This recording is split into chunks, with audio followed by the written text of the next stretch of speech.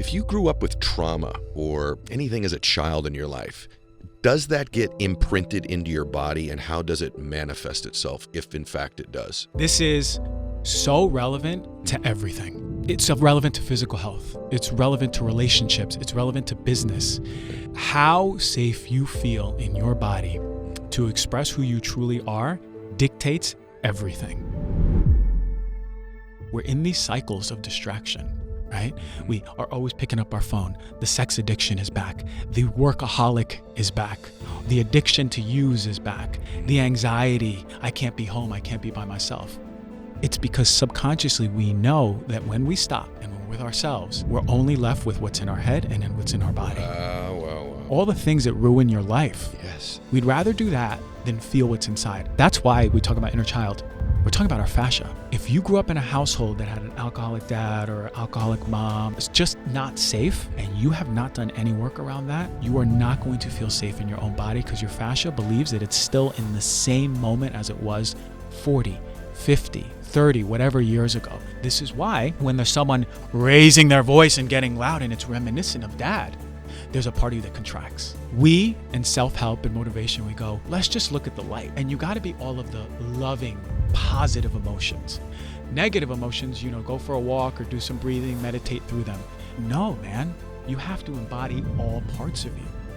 Until you embody all parts of you, you cannot use the word love for yourself. And then once you hold yourself fully, you can hold another, you can hold a lover, you can hold your children.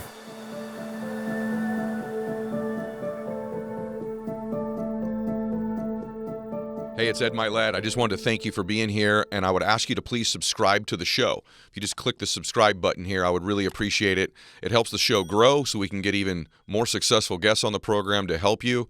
At the same time, if you're subscribed, you're going to get access to the programs before anybody else in the world gets access to them. So if you would, click subscribe right here. Thanks so much. Welcome back to the show, everybody. So this man sitting across from me, I just told him if he was a stock, I'd be buying him.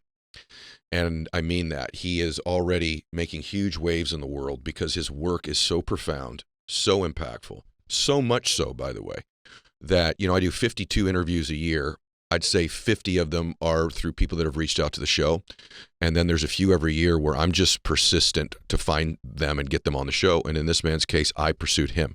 I wanted him here today because I believe his work can change your life. And I think we can do that in the next hour. And so I don't even know what I'd call him. I guess I'd call him like a holistic healer of both the spirit, the mind, and the body. Yeah. And his work is very diverse. It's profound. It's made a big impact on me. We could go 3 hours today, and we have to squeeze it into an hour.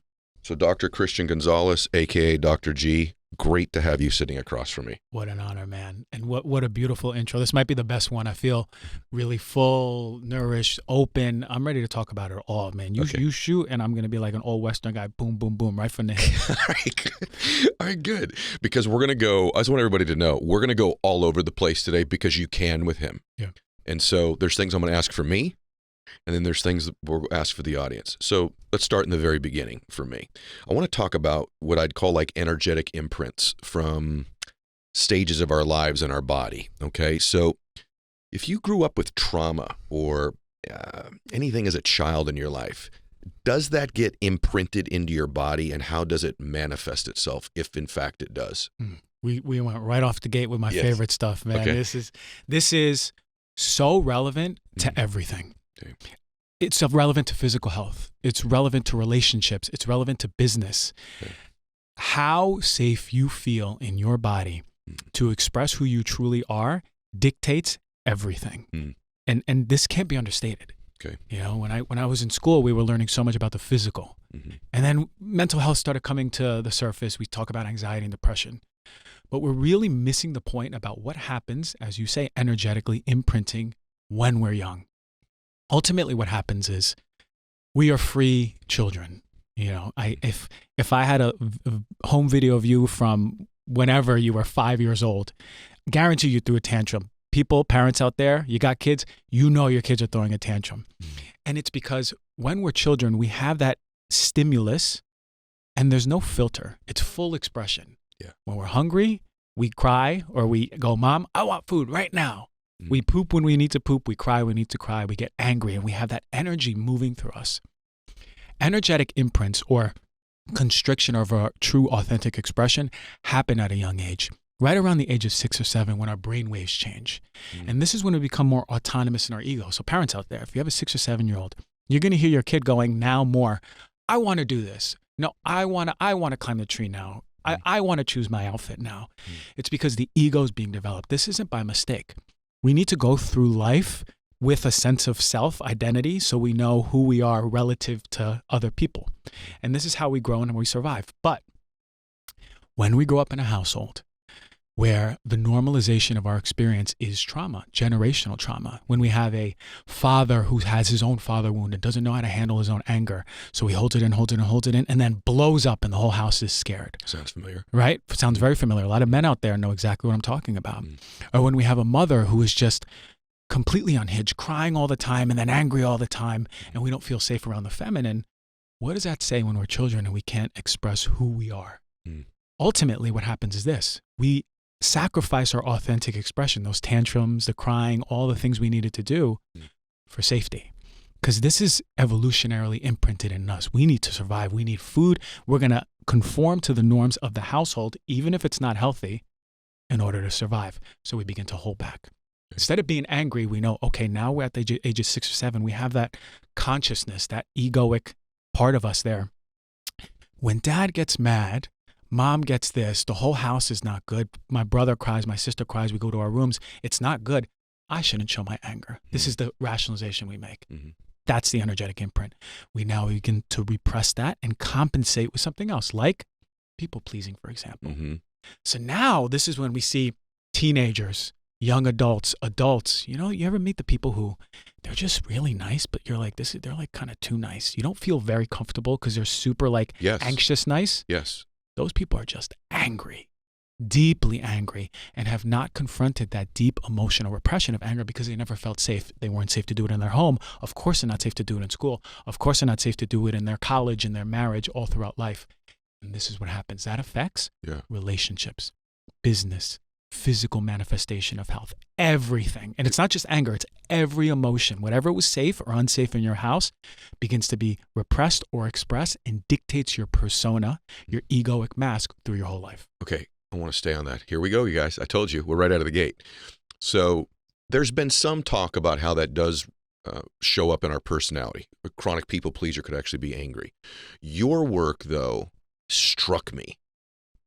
That it actually can show up in the body later in life as an illness or an ailment or a soreness in the body, inflammation in the body. I want everyone to really listen to what I'm about to ask and his answer here. I've thought, and by the way, this is an overgeneralization, okay? My dad died relatively young of cancer, relatively young for a very healthy man. And I look at other friends of mine who have had health ailments, younger than what I would think should happen in a body. Most of them come from not normal, but some trauma, stress, something at some point in their life or childhood.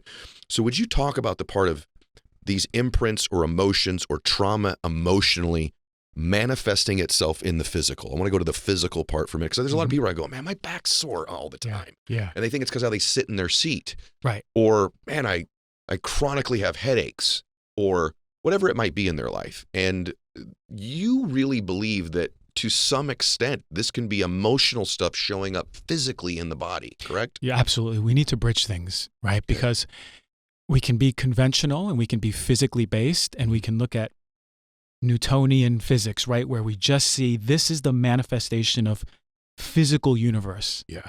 But we know the body's energetic. Okay, so how do we bridge that? Right. You know, Dispenza does some awesome stuff with quantum physics. That's my dude. So what we need to bring is more clarity and simplicity. And this is about my life. Listen, I ain't the smartest guy in the world. I just need simplicity to understand, okay, now it makes sense. So I want to simplify. If we look at upstream, there's a fountainhead, and that's the energetic. You have to have your energetic, emotional body aligned. Okay. If not, there's a compensation that happens, like the people pleasing or addiction or OCD or anxious attachment, avoidant attachment, the mental disorders we see that are downstream due to the emotional repression. And then the physical happens. Okay. When you're holding in so much for so long, we see the expression of that in physical. Well, how does that happen? Okay. We know in evidence, let's talk, for example, cancer. Yeah. And that was my specialty. I did my residency in oncology. I know my mom died of cancer when I was in school. I know a lot about this. And in the evidence, we know diet, obesity, right? We know alcohol, smoking, all the things that we need to remove from our lives to put ourselves in a good state. We know the genetic piece is smaller, about 10% or less. But they say stress. Stress is a very ambiguous term. There's physical stress. If you and I are working out 7 days a week all day, we're going to be physically stressed, especially as we get older. Sure. It's not a hormetic stress anymore. And then there's the chemical stress. If we walk into a building that has asbestos, our body's going to be chemically stressed. But then what about the mental stress? People just go, I'm stressed. What does that mean? If you show up at home and you go, honey, I'm stressed. Well, what I hear is, okay, you're stressed, but there's something deeper.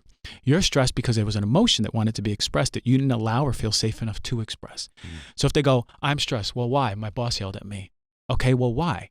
Well, I actually wanted to yell back, but I couldn't because I'd get fired. What happens is when we hold and hold and hold and hold, our nervous system becomes burdened. Where does that translate? Into the fascia. The fascia is all around the muscles. It's sort of the deeper skin that we have. It's a lining all around. It encases everything. This is why when we are tense or stressed, it's a full body situation. Where it's full, we feel it all over the body. When we have a headache, we feel it in the back of our head, but also there's tightness in our chest. It's because there's one piece of energetic fabric that translates electromagnetically. It's not electrochemical, it's electro. So meaning that it's faster than the speed of light. It's the same thing that keeps us safe in our environment. Our fascia is scanning the environment to see if we're safe. So if we grow up in a home that is not safe, our fascia is super activated, connected to our nervous system, the emotional centers in our brain, knowing that if we smell a perfume, if we smell a scent, our fascia contracts. Well, what happens when we're in a contracted state? That tension puts a burden on our nervous system over and over and over. We're in a perpetually sympathetic state. Yes. Well, now we're thinking how that affects nervous systems to hormone, nervous system to immune. Now we're starting to see the physical manifestation. Do you think, I'm going out there on a limb, but do you think that it can turn on gene expressions? Of course. So meaning that we've all got this cancer gene in our body, but this type of stress, inflammation, whatever it might, can prematurely turn those expressions on. Exactly. So we're talking upstream now. Yeah. We're talking at the fascial level. When it's communicating to your nervous system about not feeling safe. Downstream, we're starting to see that inflammatory state. When you have your cortisol really high, okay, great, and then it dips really low. Epinephrine is really high. You're running away from a lion that doesn't even exist, not for a day, but for a year, for 2 years, for 3 years. That's depleting your hormones, your immune system, susceptible to infection. But you just mentioned gene expression. Our genes are listening to our state of our body. If we're not made to run away from a lion every single day, but if our genes are getting that signal, they're turning on very specific proteins to protect and adapt to that state that we're in. This is a wow. Now we're talking about the physical manifestation. That's downstream. That's years from you repressing emotions. Wow. When you are repressing the emotions, we're talking about years upstream. So ultimately, the bigger question is this. How do we prevent disease? Now, this isn't going to say if you release your repressed anger, you're not going to get cancer. There's many different factors. Cancer is multifactorial. So are other diseases. Eat healthy. Do all the things, the working out. Have close relationships. But my God, if you're doing all those things and not even looking at what you're holding in your body, you are missing the whole point of what it means to be healthy. How does somebody, you use the term, by the way, I'm already loving this and we're going to go a little long. I can just feel it. You talk about building a relationship with your body. That's a term that you use. What does that mean? Does that mean like just pay attention to what you're feeling in your body? Does it mean, like I never do that until it's really bad. I'm like, man, my shoulder's jacked right now. Of course. But I'm sure it was tense or sore for a long time. I'm just busy, stressed, whatever it might be. As I've gotten older and I've started to do a little bit more yoga and stretching and breathing techniques, meditation, I feel like I've started to do what I think is build a relationship with my body. But what does it mean for you? You are. To be healthy is to be embodied, but you can't be embodied till you're in your body. We disconnect from our body. You were in your body. Everyone around and everyone listening was fully in their body when they were kids. That's why we got the stimulus, expression without fear, and then we just went on. When we dropped our toy into a ravine and we lost it forever, we cried, and then 1 hour later we got a new toy, or we're eating lunch and we forget about it. Yeah. Why do we stick and stick and stick and still think about things? What happens is our ego's so smart. Our ego's so smart. Our identity's so smart. It keeps us away from the pain in our body. Our body's always trying to heal. You know that. If you cut your knee, we just expect it to heal. Mm-hmm.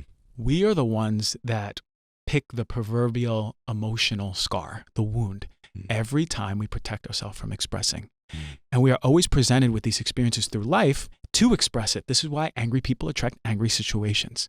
Sad people attract situations that make them want to cry, but you keep swallowing it. Well, what happens when we pull away from the body, pull our awareness away from the body, and we go into our head? We're in these cycles of distraction, right? We are always picking up our phone. The sex addiction is back. The workaholic is back. The addiction to use is back. The anxiety, I can't be home. I can't be by myself. It's because subconsciously we know that when we stop and when we're with ourselves, we're only left with what's in our head and then what's in our body. Wow. You see what I'm saying? Yeah. And when we're alone and we finally stop what's in the head, the body does what it does best, and that's heal. We remove the dam and we allow the water to flow. And when that water flows, ooh, it's intense. Now, we've convinced ourselves that we're going to die. Basically, whatever's in here is so painful that I can't bear to witness it, that I would actually ruin my family with addiction, ruin my family with overworking, anxieties, the depression, all the things that ruin your life. Yes. We'd rather do that than feel what's inside. But what I tell Gosh, so good. What I'm telling the listeners here is that what's inside ain't going to kill you.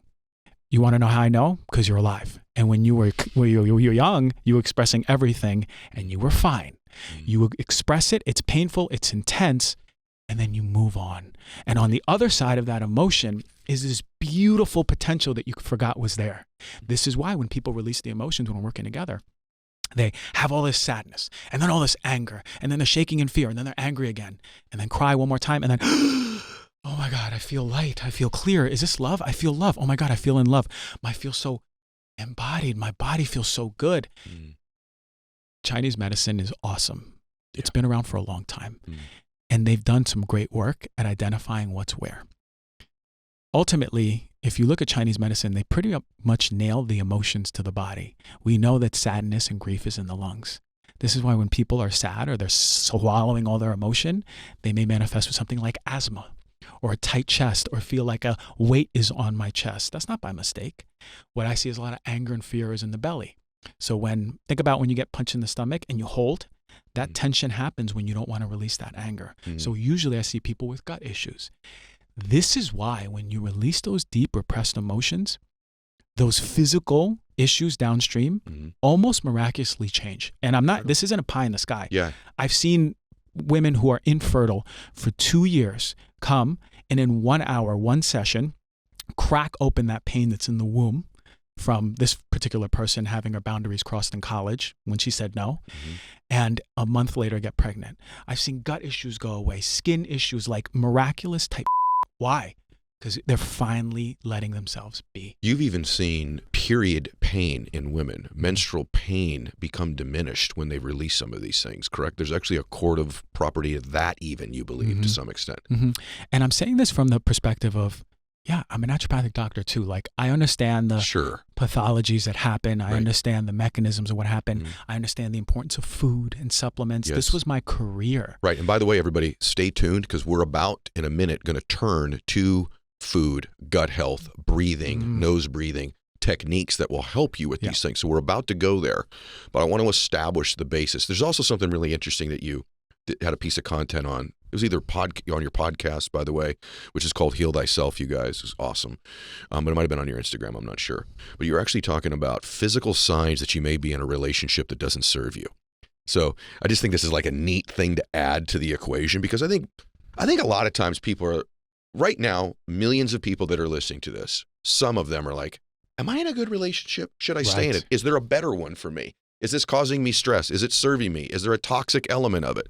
This relationship, by the way, could be an intimate relationship, a friendship, the way you connect with your mom or your dad. It could be all different types of relationships. But you actually say, pay attention to your body when you're around these people. So this is awesome, you guys. What should we be paying attention to? That's a great question, Ed, man. This is good because everyone is in something, some sort of relationship. Life's about relationships. And relationships are essential to nurture our overall health. We need to feel in community and connected. Ironically, many of these relationships are going to show you exactly the part of you that is unhealed.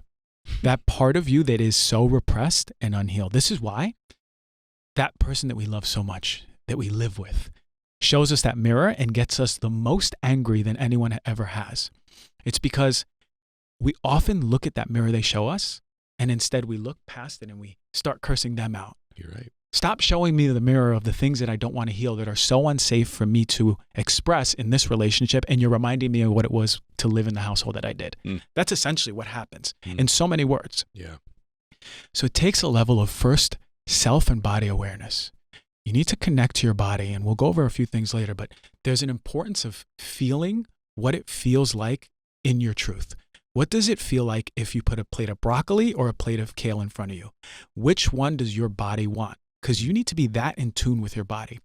If you're on a first date, within 5 seconds, 10 seconds, you can tell if this person, if your body is open or contracting to this person. Contracting. It's all about the expansion or contraction. Your body knows better than you before you even know that you know. There you go. And you have to be connected to that. So when you have that self-awareness in the relationship, you're going to see, okay, this is something that is showing me the triggers.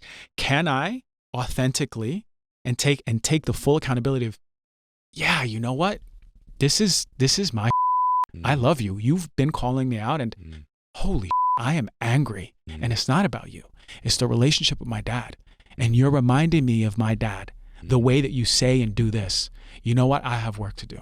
Or actually, I love you, but this is not my you know? This, honey, I love you, but this is yours. So are you paying attention to the tension in your body if someone's in your presence? Because I'm going to share something with the audience that surprised me. I heard you do that piece of work. Can't believe I'm going to say this out loud, but it's true. I started to actually listen to my body when I was around certain people. So like one of my really close friends, Kelly, I notice when I'm around him, my body's at ease. I actually decided to take an inventory of physically how I feel. Obviously, I laugh with him and all this other stuff, but like, I went and visited my mom right about 3 days after I had viewed that piece of content. I was like, man, my body's relaxed around my mom. Yeah. Right. I have a other person in my life, business-wise, though, that immediately, it was a Zoom. Man, I got tense right away. Like really tense. And then the other one shocked me, bro. When I'm alone with me, I have tension in my body. Because all that thing you said earlier is really true. And I went, I'm not comfortable with me yet. Yep. That relationship with me, really tense. Like I found myself wanting to watch Netflix or get on my phone or think about a problem to distract myself instead of just being with me. And I went, that's something to evaluate. And so everybody listening to this, how's your body respond when you're around somebody? Those of you that also are listening, here's how profound his work is. You go, I didn't have trauma as a kid. It can be pretty subtle. And I'm not going to have you go into this because I got to ask about some solutions. But one thing you said is like, even having a little boy, what's one of the worst things you can say to a little boy? Stop crying. That doesn't seem like trauma when you were a kid, but it's a form of it, right? It's a form of expression that was suppressed that gives an imprint. And I think back with my son, I did that all the time. Max, stop crying. Right. Stop crying. I didn't do that with my daughter. I did it with my son, right? I treated them differently based on their genitalia, which is insane, right? But I did do that with my son. Stop crying, Max. Stop crying. And these are just things to learn. You go, I didn't have trauma as a kid. There's just imprints that happen. There's things when you're a kid, you're playing on the playground and someone rejects you and it's an embarrassing moment. That's an imprint.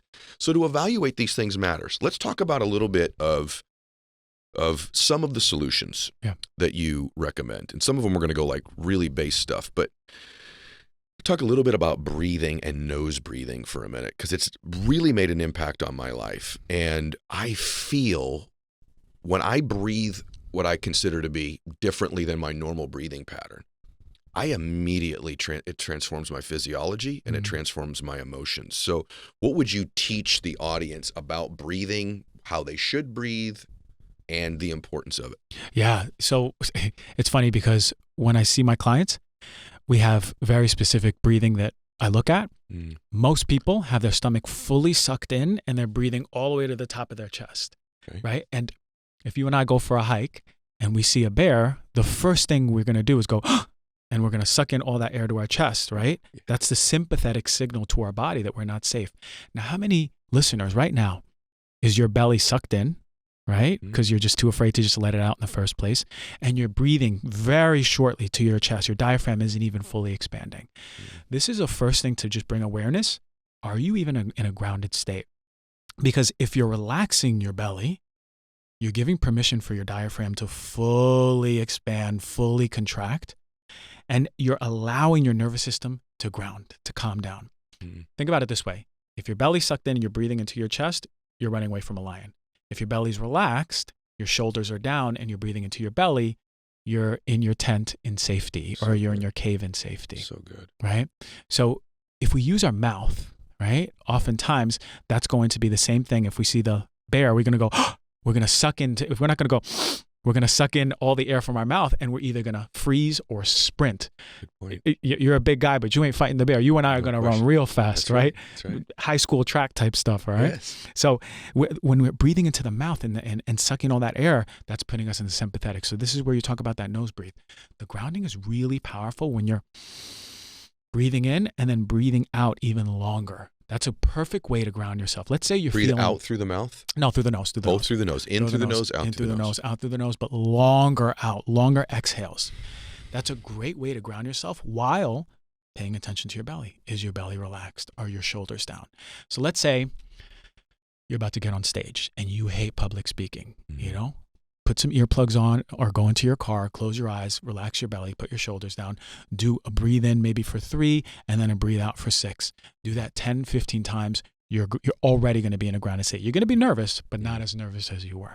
Whereas if you really want to activate yourself, suck in your stomach, breathe into your chest, go through the mouth, suck in all this air and then breathe out shorter. Long inhalations, shorter exhalations. That's a way to activate. This is why breath works. A lot of breath works go,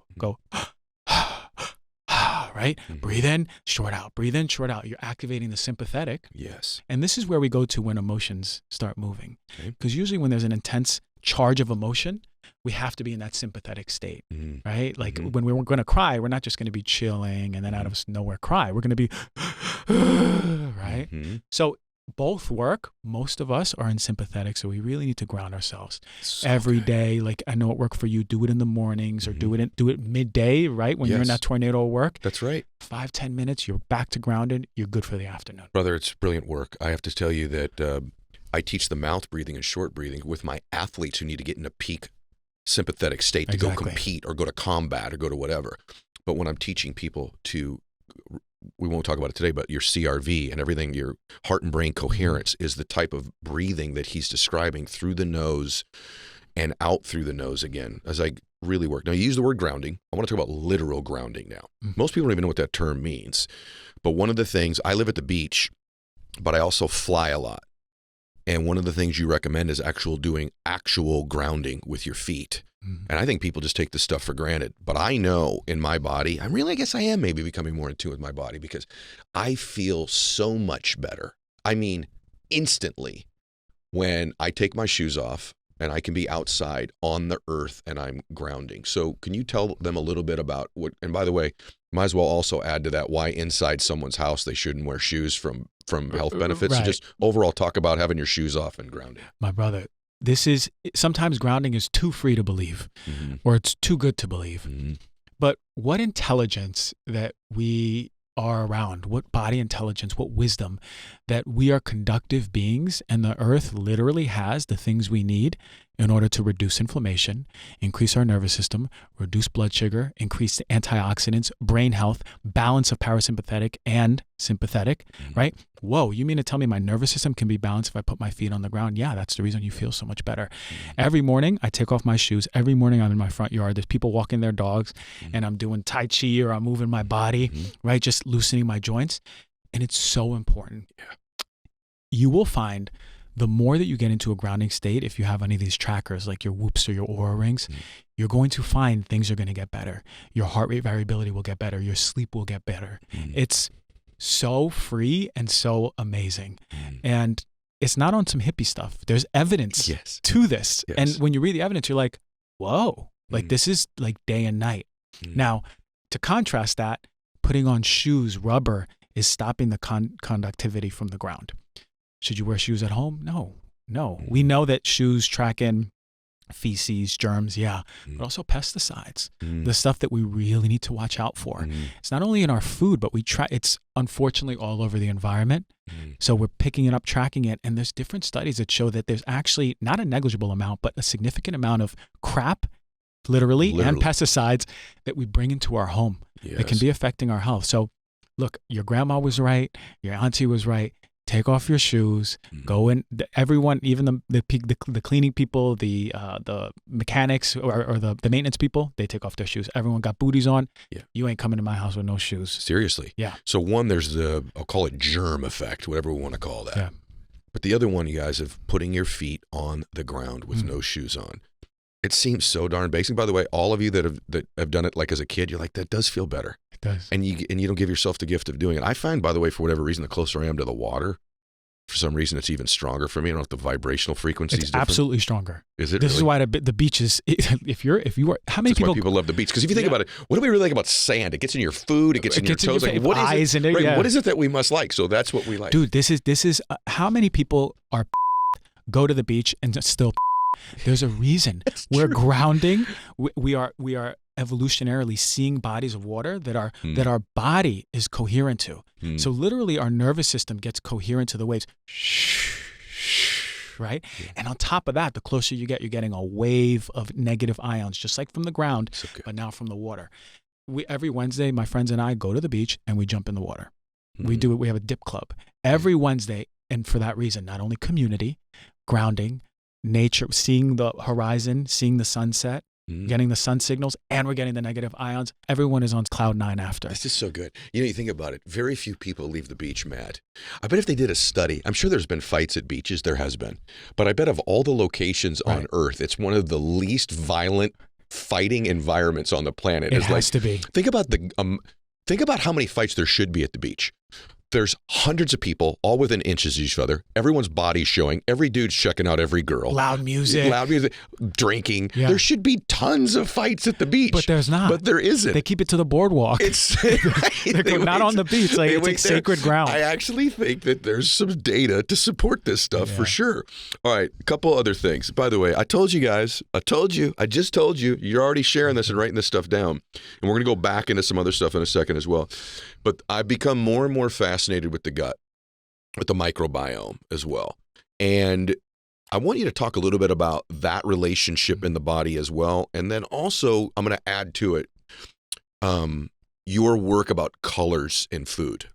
By the way, I told you, I prepped for you, brother. You did. So man, you went deep. Well, I love your work. I said this is more for me today than anything. But talk a little about the gut a little bit.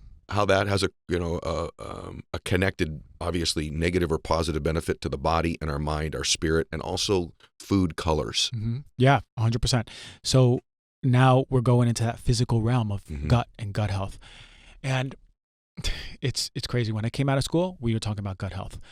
Years later, 10, 12 years later, it's blown up that there's always new data coming out. And it's becoming more and more expansive and exotic. We're like, whoa, wait a minute. This disease is connected to your gut health. This emotional state or mental state is connected to your gut health. We know that anxiety and depression has a role with our gut dysbiosis. How inflamed or imbalanced is our native gut species to the pathological gut species. Unfortunately, the food system has lended itself to imbalancing our gut.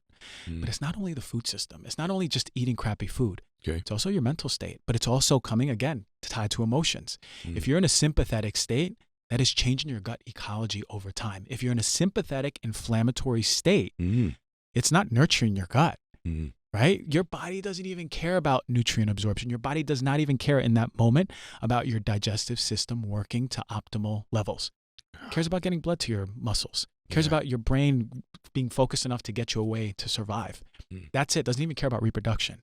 So we have to think about our gut ecology. This is where the nutrition piece comes in, right? I said, if you're doing the things nutritionally, you're working out, you have the good connections, community, but you have the emotional repression, It's all for naught. It really is. You need to look at the emotions.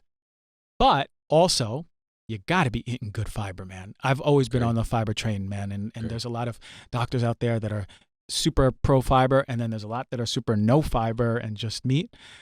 How you eat's how you eat, but I really, really think that it's irresponsible to look at fiber as a part of your diet that should be just thrown away in the garbage. I agree. Fiber is so powerful for the body, so powerful, but most powerful for your gut ecology. Those beneficial bacteria, they are consuming that fiber. They're having a New Year's party every time you eat fiber. Okay. And on top of that, they're giving you back very specific nutrients. They're helping break down, produce micronutrients, right? And also giving you short chain fatty acids that are going to your brain, and then your brain health is better. Okay. I'm sure you've had someone talk about this stuff, and we know about this, but I would say fiber is so, so important. Where are you going to get fiber? From plants. And when I came out of school, I loved nutrition. And I still love nutrition, but I really loved it. And I was talking about plants, all the colors of the rainbow. Right. And this is still as important. I don't care how many diets came out since. It's still classically important. And there's so much data to support it. Plants are some of the healthiest foods. Yeah, beans, legumes, amazing stuff. But when we think about colors of the rainbow, that's our format. We want to think, our rule of thumb, when we're going to the supermarket, by the time you're checking out, look at the colors of the rainbow. Do you have a mango, an orange, lettuce, maybe an eggplant, blueberries, right? Do you have red, orange, blue, violet, green, all of the colors of the rainbow? Why? Because each color pattern is giving us very different nutrients, antioxidants, carotenoids, anthocyanidins. They're working in the body as anti-inflammatories, as antioxidants, but also different parts of the body are benefiting even more. It has a systemic effect, but heart, brain, kidneys, gut. This is why we can't just be like, I'm going to eat healthy, I just eat kale. I'm going to eat healthy, I just eat kale and zucchini. Yep. No, man, you need to have that variety, not only in colors, but also in foods. Okay. You want to make sure you have that abundance of foods. The healthier your gut is, the more variety you can have in foods. The healthier your gut is, the different colors you can have in foods without having reactions, quote unquote. Got you. Yeah, I evaluated that. I'm like, I eat meat. I mean, obviously, I eat a lot of protein. And I was like, but I get a lot of greens. Yeah. And I think a lot of people that eat meat or that train physically think, well, I nailed the vegetable thing. But the truth is, first off, I need to go to the grocery store more and actually experience that. But the other part of it is like, there's not a lot of colors. And when I saw your work, I'm like, I don't got any blues. I don't got any reds. I have no oranges. I don't have any of that stuff. I got green and meat. Right. I got green and meat. And I think in my case, and a lot of people listening, like, well, I'm better than just people that eat chicken and meat all the time. I'm throwing some green in there. I'm getting some fiber at least. But it's something that I haven't done. And it's one of my takeaways in preparing for this interview is like, I need more colors of the rainbow in my nutritional program. For sure, man. Yeah. For sure. Think about it. Everything has, like I said, an affinity for different organs. So listen, I remember I was really into fitness in college, and I was eating chicken, rice, broccoli, pretty much for every single meal. Maybe some oats, maybe some eggs. Yeah. And I get that whole fitness industry's approach. But also let's add some colors, right? Let's get creative. Maybe you put a handful of blueberries, raspberries, one of the highest pound for pound fiber fruits out there. Put it in there. Put it in your breakfast. Put it in your shake. Put it in something. Mix it up. You're going to feel better. You're going to feel less inflamed. And different organs are going to get stronger. Again, it's a systemic effect. But again, these different colors have different affinities, right? Stronger eyes, stronger heart. You're so brilliant, by the way. I love being in your presence. I always say this, that the smartest people have an ability to take super complicated things that they understand on a complex level and translate it in a simple way so that people like I can understand it. That they don't have the need to sound like the smartest person in the room, even though clearly with the two of us in the room, you're the smartest person in the room, right? Only for this stuff, man. No, brother. Listen, by the way, this is the most important stuff. So I'm going to go to some random stuff, which is super random. Hip tightness. You did your research, man. Yeah. You are the best research podcaster I have sat across, man. You did your research. And let me just say this. We talked about Zone of Genius, and we talked about the embodiment. And this is what you do for all of your stuff, man. Like, thank you. I first of all, I was so bad at math. I was so bad at business. Like I have people around me that do that because they're so good at it. But you make me understand better. Thank you. I tell you what, you keep me alive and I'll help you with that stuff. Okay, exactly. Keep me healthy and alive. So yeah, dude, it's and that's the connection. So hip. Ooh, a lot of us don't even think about how tight our hips are. And I started talking about this because I've seen close to 1,000 people one-on-one. They've came and they go, I want my emotions expressed. Yeah. I want to heal. I want that, okay, great. Let's go through it. Again, I ain't the healer. The body's the healer. I just open the space for you to feel safe enough with yourself to express the true you, the one that society doesn't judge, the one that your parents didn't judge. Unfortunately, one of the most judged parts of us is sexuality. Yep. One of the most judged parts of us, for men and women. My God, the hip tightness in men is we can't even dance and move our hips to the left and right because that's too feminine. That's gay. No. Right? Unless you're a Latin man. I was born that way. Yeah. But dude, I was just thinking of Edwin Ariave, my really good friend. He's Colombian. He's got some moves. Man, he's got some hip looseness. He's got some hip looseness. We're born with that. Shout out to the Latinos out there. But I do live events, right? And there's a dance session. Like we have everyone dance, and I always tune into the men. The first dance session, they are like robots, Wizard of Oz, Tin Men. Towards the end, they go through a lot of emotions and they're cracked open and they're moving fluidly. And I go, what happened in 3 hours? Yeah. What changed? And they cried, they yelled, they cried some more, and then they were just more comfortable in their body. Hip tightness and hips, the root, the genitals, the lower back, they all tend to hold a very specific set of emotions that I see. Okay. And I always say the smartest people are open to being wrong and say also I don't know everything. And I don't. Agree. I'm learning a lot about this. The guilt, shame, and repressed sexuality are so manifested in the hips. And when I see a woman who has period pains, infertility, pain with sex, something's going on. Oftentimes it's a repressed sexual authentic expression. I actually think this is the biggest wound in humanity, is we are ashamed to proclaim our sexuality. And whatever that looks like. Sure. Just to say, I'm a sexual being. Oh my God, and that's not evil. I'm a sexual being and I'm not being judged. It's okay. It's okay. And sexual being doesn't mean I'm sleeping with everyone, but it could mean that I just feel good as a man proclaiming I'm sexual, but I'm also soft and sensual. Right. Whoa, that doesn't mean that I'm too feminine, or that doesn't mean that I'm seen in a way that I don't want to. I can be both. Yes, you can. And when you come to that truth, you notice that your body just feels better. Your hips feel better, right? Things open up. Now, I will say this. I will say this for women. There's often times when there's tight hips also, if there's an abortion, a miscarriage, a rape, a molestation, a surgery, there's often anger and sadness also in the hips and the womb. That's very specific for women who've gone through that. They often hold that.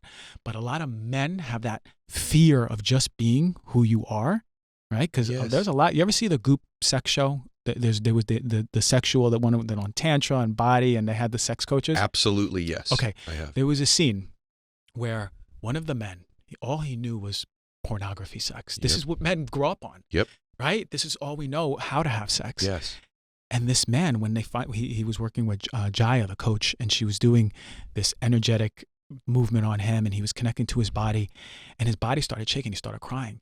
And I felt so deeply for that man, because I go, that man all his life, for however old he is, I think he was in his 40s, thought that sex was just intercourse and get it out of me. Yes. When in reality, his truth, his authentic sexual expression was a lot more energetic, meaning that he needed to connect. He needed to feel an energetic openness. He needed to stare at the eyes of his partner, right? Before that was his foreplay. Instead, foreplay was pornographic foreplay, so he never felt fully authentically in his sexuality. Bro. And this is so important, and I can't understate this enough. Everyone listening, ask yourself, are you truly authentic in your sexual self? Forget parental, forget religion, forget everything. What is your true sexual self? Are you afraid to be who you are sexually? Are you more kinky? Are you more sexual? Are you more sensual? Are you more energetic? Who are you as a sexual being? Have you ever thought about this? And can you express that safely and authentically with your partner or whoever it is? Notice how your body feels. when you're in your authentic expression of sexuality, oh my God, you are liberated. You feel so good and so yourself because it's such a deep wound that we hold. You have talked about, even for you, that was your view Big of time. sexuality as well, right? Big By the way, time. which I think takes a measure of courage for someone in your stature and position to say that. And when men are together amongst men, that's even ratcheted up more. And so this is really something to evaluate. And connected to that is shame. And a lot of your work involves this.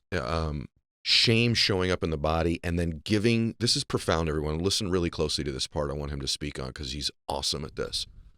But there's this shame that can only be released by giving yourself some grace. Yeah. Right? And those two words resonate with me. I think even in my case, I'm open with my audience. I have shame about things that I'm not even sure what they are. Yeah. Meaning, I think growing up as a child, I had an alcoholic dad, as you know. There's a measure of shame that came with it that wasn't my doing. But I remember thinking, man, I don't want people to know our family's like this. Yeah. Yeah. And I would carry that to school with me every single day. Or when my dad was yelling, I remember thinking, they can hear him down the street in their house. They must think. So there's a measure of shame. Like, you can carry shame from things that aren't even your bags. Yeah. And then, of course, there's your bags. You made a mistake. You didn't treat somebody well. You told a lie. You were human. And what Dr. G's work, you guys, is that this is stored in your body and your emotions. And it's going to show up until and if you give yourself some measure of grace. So, and it has shown up for me in different ways in my life. And I'm at such an interesting time in my life, and it's the reason that your work resonates with me, where I'm like, I do want to show up as me. The sexual me being more sensual, Absolutely. right? Not just so whatever that Absolutely. is, right? And in my personal life like this, being more authentic and transparent and vulnerable with people feels good to me. It actually feels good in my body when I do it. Feels good emotionally. I feel good about me when I do it. So talk about that relationship between shame and then in the body, the heart, and then grace. Yeah. And thank you for sharing your background. I want everyone to notice when you feel awkward, that is shame. When you feel awkward, you're holding in, that's your shame being activated. Wow. Right? So think about it. How many of us feel awkward just when we see things, when we see someone expressing something that we want to express, but we judge them instead, right? Because we're triggered by them. Why are they dressed like that? I don't like how they're dressed. It's, oh my God, as a man or as a woman, you can't dress like that. The truth is that the part of you that feels awkward and disconnected and wanting to be like just create distance and triggered by them, the truth is the inside of you, the part of you that wants to express like that is being shown. Now, I want you to think about it. Growing up in your household and feeling, oh God, I don't want the neighbors to hear. I don't want the neighbors to hear. Is this too loud? This is too loud. Ironically, is giving your body the signal that I can't be fully big, fully me. And it's crazy because you've created such a beautiful brand for yourself. It's helping so many people and you have this bigness to you. But I wonder how much more personally you walking the streets, you at a party, you walking through the office is even wanting to be expressed more of. And I can't understate this. The fascia in your body has no linearity of time. It doesn't care about past. It doesn't care about future. Meaning that's why we talk about inner child. We're talking about our fascia. Our fascia remembers just like it happened 1 second ago. Wow. That's how deeply it is evolutionarily to our protection. So if you grew up in a household that had an alcoholic dad or alcoholic mom or bipolar, it's just not safe, and you have not done any work around that, you are not going to feel safe in your own body because your fascia believes that it's still in the same moment as it was 40, 50, 30, whatever years ago. So this is so important to understand. This is why it's protecting you. The fascia is always protecting you from the environment. This is why when there's someone raising their voice and getting loud and it's reminiscent of dad, there's a part of you that contracts. Jeez. Right? Bro, can I interrupt? When I'm in a restaurant and someone's loud, it drives me nuts Right. Nuts. And I'm always wondering, like, it doesn't bother anybody else at the table except me. Like, why are they being so loud? Because that sensitivity is in your fascia. Your body remembers as if it was yesterday. Jeez. So any loudness is going to trigger you internally. Now, you're of rational mind. You're a grown man, and you're not going to go, okay, I'm going to shake and I'm going to cry, or I'm going to be like, hey, shut up. Don't be so loud. You're going to be rational and be like, okay, hey, this is bothering me, but let's get back to the conversation. But guess what? You can stop listening, but your body's not. Your body's going to be contracted. You're going to get in your car. You're going to get home and be like, I don't know why my back is hurting again. Wow. I don't know why I can't really breathe today. It's because your body's communicating with you. Hey, there's some things inside of you, whether it's anger that wants to be expressed for dad, or sadness and pain. Why were you like this? Well, I wish that needs to be expressed out of you. And that's everyone listening. When you feel awkward or feel triggered by someone else, that is your body talking to you. And you have two things you can do. You can either ignore it and judge them and be like, them. Or you can be like, why am I feeling this way in my body? There's something about this person, right? For me, and you said I've been very open about this, like I grew up in a place where we celebrated like frat living, right? Drinking, partying, Jersey Shore. This is where I was. Like you've seen the show. That's real. Like that's what the consciousness is. Guys would celebrate sleeping with the most women at the end of the summer. I was in that tornado. And there was a part of me that felt so inauthentic doing it because I knew I was much more soft. I knew I was much more gentle. I knew I was much more of, I want a connection. I've always been more romantic. I grew up like that, right? Like, but it was so hard not being that. It was easier being just one of the frat guys, right? Yeah. So it took many years for me to come back to that place and go, hold on, wait, that's not too feminine, right? That's not too feminine. I can be sensual. I can move sensually. I can be slower. I can make love, not just right? Like, and this is where so many men are, this is me. I got to get it out of me. How do I? And instead of going, hold on, take a moment. Like, what's true for you? And that's when we talk about the sexuality and sensuality, but shame is everything. You could be ashamed to just be big. You could be ashamed to take up space. You could be ashamed to do anything. You could be ashamed when someone's angry and you don't want to get angry. Shame, that's why shame is such a iron blanket on our shoulders. And it puts our tails between our legs. And ultimately what that does is it holds back your authentic expression, which is ultimately the state of health that everyone, I want the world to be in, is authentic expression. Because when you're in that state of health, you've told your body, I am me. And when you tell your body that, your nervous system is in harmony, your immune, your hormones, your gut, you're able to eat what your body wants to because you know what you want to. And on top of that, you're giving to the world what you're here to do, right? When you're in your authentic expression, just you being you shifts mountains. Just by you being me, you don't have to put in the work. You put in the work, but you don't have to push against the grain. You can just show up and flow and be like, this is me. And the words that I say that are authentic to me, why are they touching millions of people? It's because you're you, and people feel that. This is what you said in the beginning of the podcast before we started. You go, Dr. G, you say these like things, but people feel you.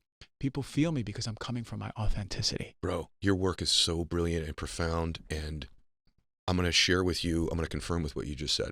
This last week, I was at a golf tournament, a celebrity golf tournament. I brought my son in it, and I want to make sure I say this the right way, but the night before the tournament, I ended up in a long conversation with Caitlyn Jenner. And I've watched Caitlyn's life when Caitlyn was Bruce. Yeah. I'm old enough for that, for the Olympics, all the way through to this day. And I've always had a genuinely good feeling about her. Same time, that issue, I haven't been able to navigate my true feelings about, first off, I always want somebody to be able to express them true selves, but all the way to men, biological men fighting women in sports, all these issues are very complicated for me, and I don't feel comfortable with that. And then does that mean I'm not supporting of trans people? You know, that whole dynamic. And so there's been I don't know what I would call it. There's a curiosity / probably some assessment of Caitlyn for me. And we ended up talking for like an hour, and I can genuinely say that it was one of the most enjoyable conversations of my lifetime. And it's one of the people, it makes me emotional, actually, to say this. One of the people I have liked the most I have ever met in my life. Trans, non-trans, athlete, non-athlete, celeb, non-celeb. So much so that the next day we were at another event together. And we ended up sort of just gravitating to one another. She says, man, you keep showing up on my phone and all this motivational stuff. And I said, that's probably because we were talking and now the phone heard you, you know. But we had this visit the next day. And then I watched how everyone responded and people filming her and this or that or the other thing. And I remember, I think the reason that I liked her so much is exactly what you just said. That assessment, judgment, setting that aside, this person is their authentic self. Yeah. And that overrides everything else that's the noise in someone's life. And I think that's a pretty extreme case of someone expressing their true selves who knew they were going to take enormous criticism, enormous blowback. And then even in the trans community, because Caitlin doesn't support all of the, you know, niche issues of trans people. And so, wow, what a gutsy person to come out as trans, to change their entire life and look, and then at the same time say, and I'm not locked, step, and barrel with all of you either on some of my beliefs. It's like that, no matter if you, I'm not saying I agree, disagree with stances, positions, any of that stuff. What I'm saying is, what overrode all that was this human being is their authentic self. Man, is that attractive. Man, was that interesting. So much so that I'm expressing it on my show right now, a week later. So I just want to make sure that I acknowledge, you guys, there is something to this, just being you and expressing you and being free to be you, that is so attractive, so magnetic. And magnetic, that's the word.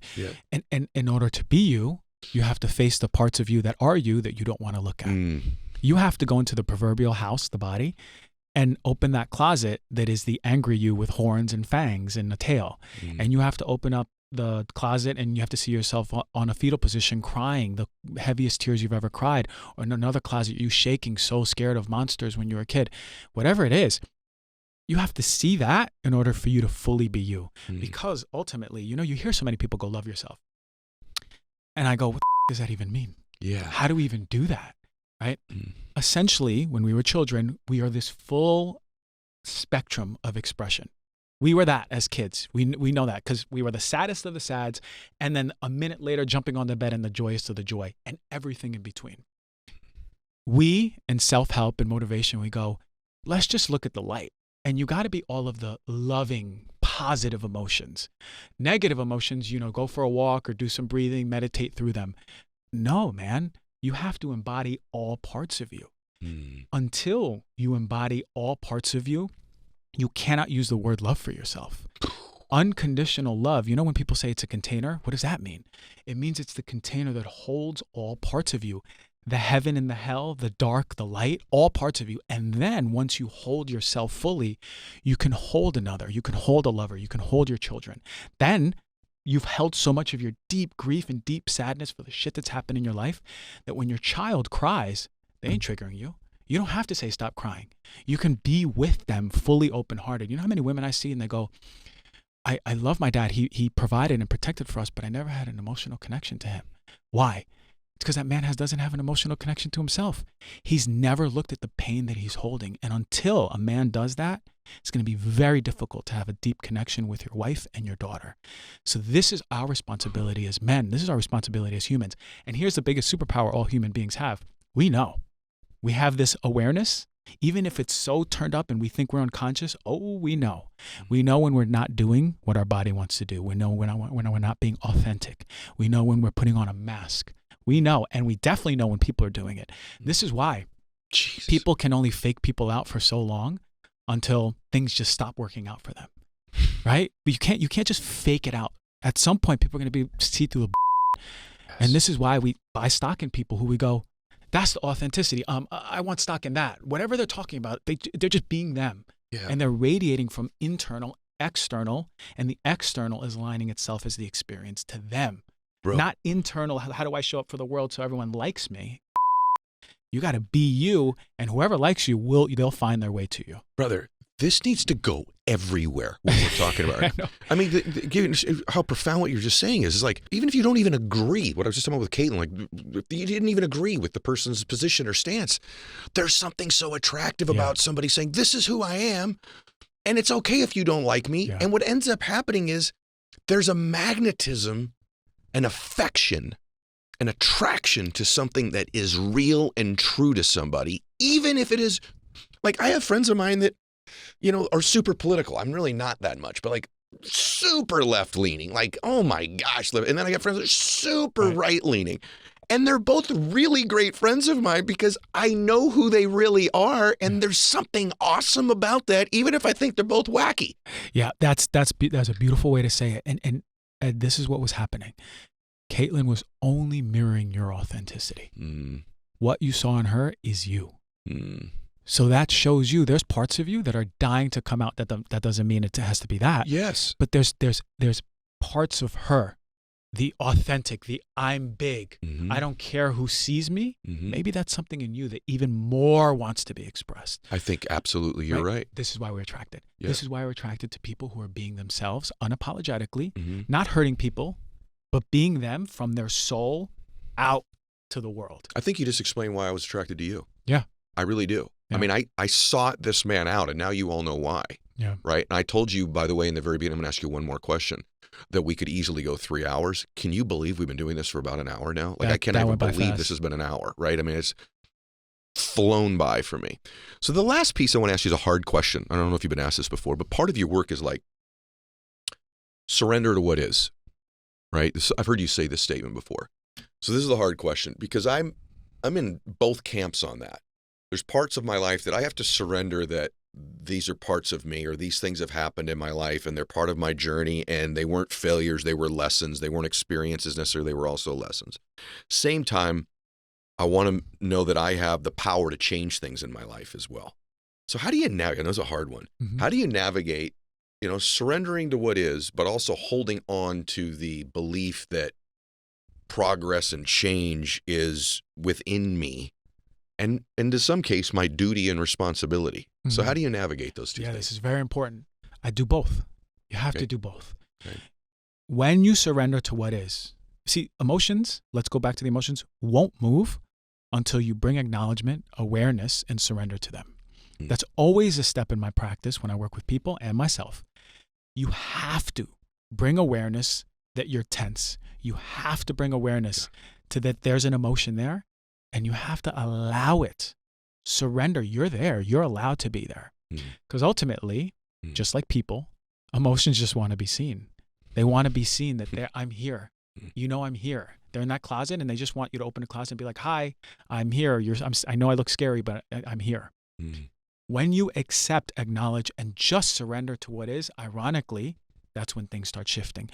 The energy of resistance, well, you can push against it. You're going to tire out, right? You're going to go, okay, this is what it is. I'm going to change it, and I'm going to grind, and I'm going to go against it. You can do that. The human will is unprecedented. You can do that all your life, but you ain't going to feel good. You can also go, here's what is. I accept what is. It's a situation. I grew up.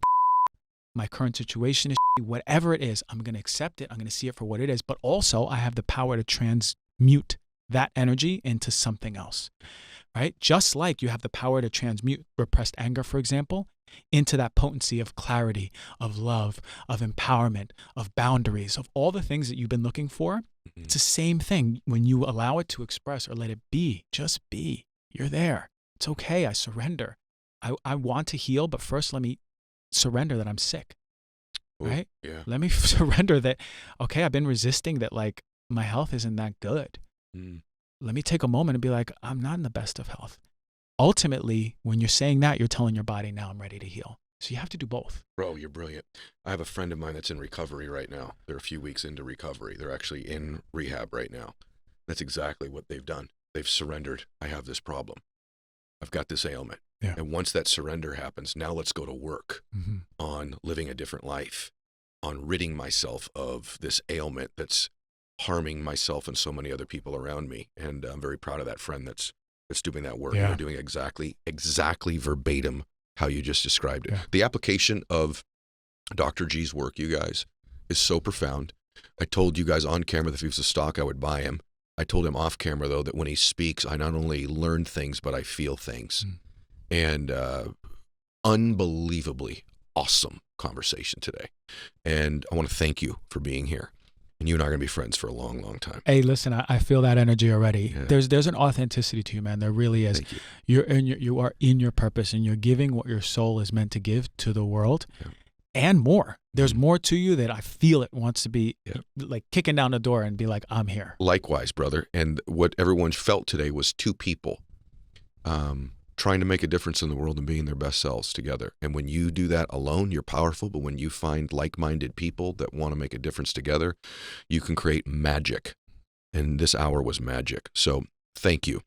Everybody, I want to ask you to please share this show with anybody and anyone that you care about. Make sure that you're following Dr. G on, well, let's go to his Instagram, dr.gonzalez. And also, you guys, Heal Thyself podcast, and docgonzalez.com is his website. Thank you, brother. Thank you so much, man. I appreciate you. All right. God bless you, everybody. Max out your life.